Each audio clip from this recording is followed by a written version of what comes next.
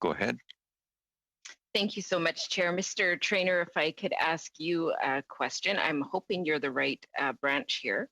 I guess for me, what I'm trying to understand a little bit more is there's been some money announced in the 2021 budget. What will be the mechanism of getting those resources for Indigenous communities and for First Nations communities? And is this something that will be like an application process? Will there be different communities will there be a rating, and what will be the criteria? Because like it's been said a few times, it is a complex multi-jurisdictional challenge. So I'm just wondering, how will it be rolled out? What kind of program? Do you know that answer at this point? At this point in time, I'd have to get back to you on that question. I do not have any information about it, but endeavor to get that to you.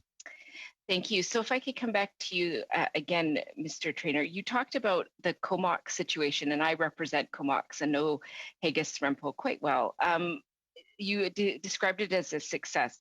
So I'm just curious about that, because that nation, of course, spent $178,000 of their own resources to fight this in court, and they won. But this is one of the challenges when we talk about so many different things, that the nations themselves are having to find the way to resource this, which keeps them financially, not able to build up their own economic independence.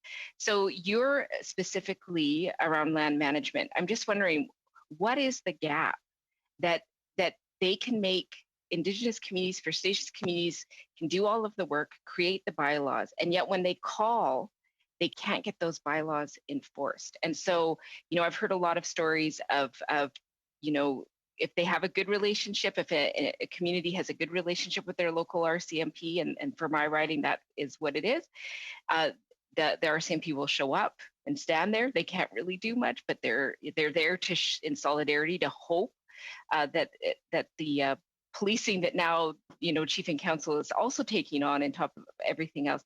What is the gap? Why can't they enforce their own bylaws? Very briefly.